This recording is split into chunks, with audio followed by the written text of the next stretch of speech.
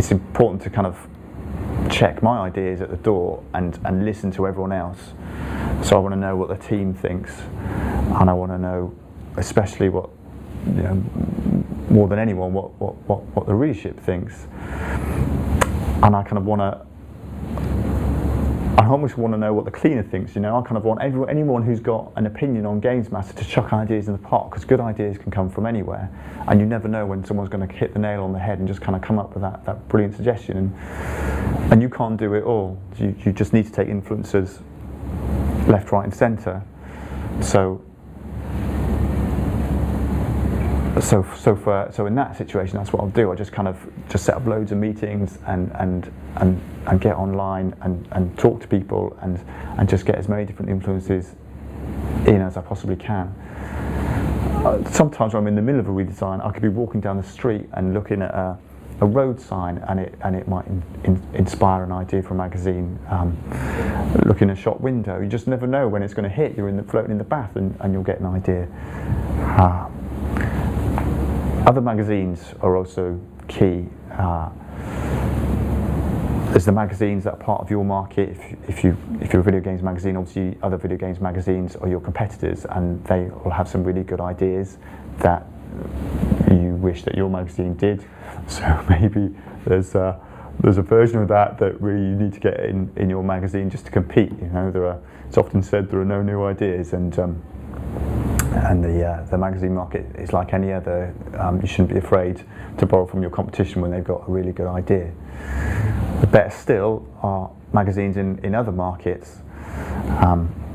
I've begged, borrowed, and stolen ideas from golfing magazines and knitting magazines and fishing magazines and any other magazine that it's like a video games magazine in the sense that it is a specialist magazine that has a really passionate audience that is really into what they're doing. It's all relevant for a video games magazine, and you can take something that works really well in a cross-stitch magazine and give it a tweak for a video games magazine, and have something which suddenly looks really, really fresh in a new environment, in a new context. So in terms of, if we look at, if we can just have a quick look at a couple of pages from GamesMaster, it'd be really interesting just to see if you can identify, say, a page or a spread or what have you, and say, I looked at this page and here's how I went about this, here's how I deconstructed this. So have you got any examples we could have a quick look at? Yeah, here's a typical review spread in GamesMaster, and this was where I started when I did the GamesMaster redesign with the review pages. And the thing about these review pages is they look really exciting, right? There's a lot going on, and they're absolutely packed full of information, which is what GamesMaster was always about. It just absolutely was in your face and chucked loads and loads of detail and excitement and passion for video games at the reader. The editor always described it as like a boy's bedroom floor. It was meant to be messy. The thing is, as the readership's getting older, they tidied up a bit. Yes, exactly. Absolutely right.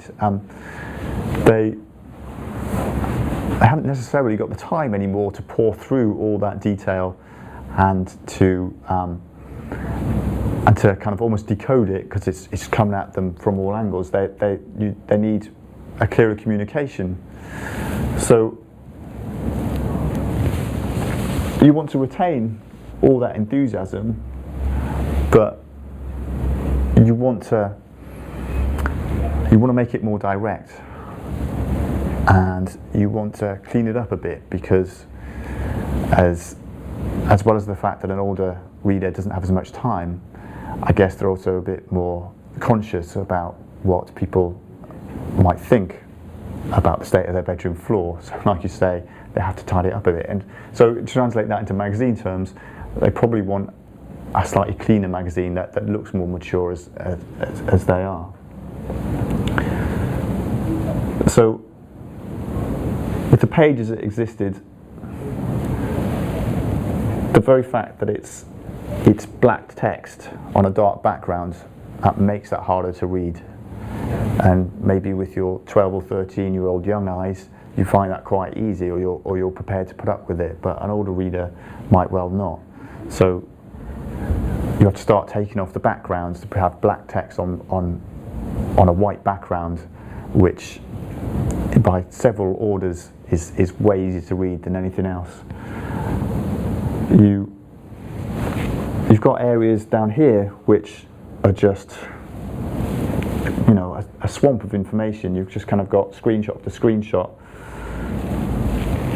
and symbol after symbol, icon after icon, all just packed into really tiny spaces. And sometimes you just take a deep breath before plunging in there, because you kind of got so much to work through.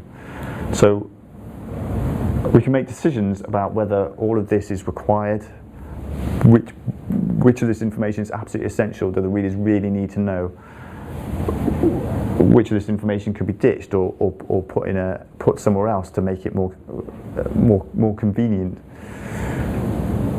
And there are certain things in here like screenshots which are just very, very small, and so you start to question whether how much value are they adding? Can I really see the detail in that screenshot? And as consoles got better and better and the graphics got better and better, you kind of want to see things writ large. You want to see those spectacular graphics, and a tiny screenshot is maybe not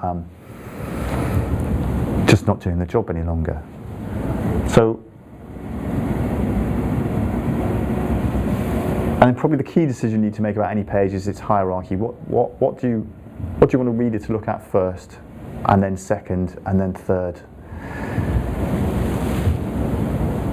And if strong decisions aren't being made on the page, then you can look at the page and you don't know what you've got to look at first. So if the headline is by far the largest and biggest thing, you're going to look at the headline first, and then you might look at the pictures next, and then perhaps you're going to look at this review box. But if the headline isn't really big enough, and if the pictures are all small, and the review box itself is kind of lost in a big splurge of information, then it's harder to pick them out. It's harder to know what the hierarchy is, and so your eyes kind of dance around the page, and you're not really sure where to look. And the job of good design is basically to guide your eyes around the page to show you where to look first. Not every reader is going to look where you want them to look, very few will, but you're there to kind of give a helping hand, and that's really the kind of the art of making magazines really easy to read and really user-friendly.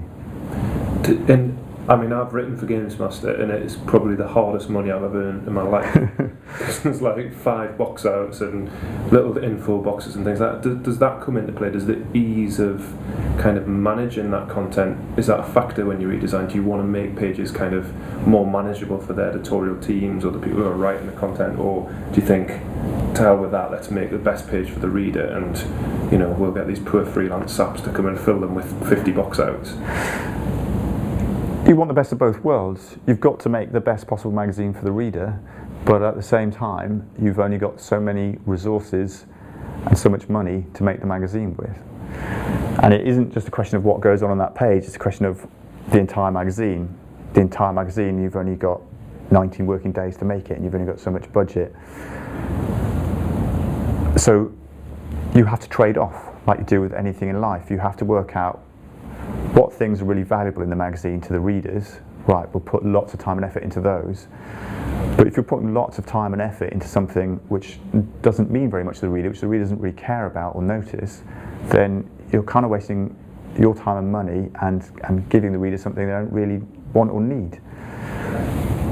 So on every page and through every section of the magazine, you're making decisions about accentuating the things that are valuable and turning down the things which are less so, or getting rid of them entirely. Have you got a post-redesign page that you can show me? Sure, yeah. So here's a review spread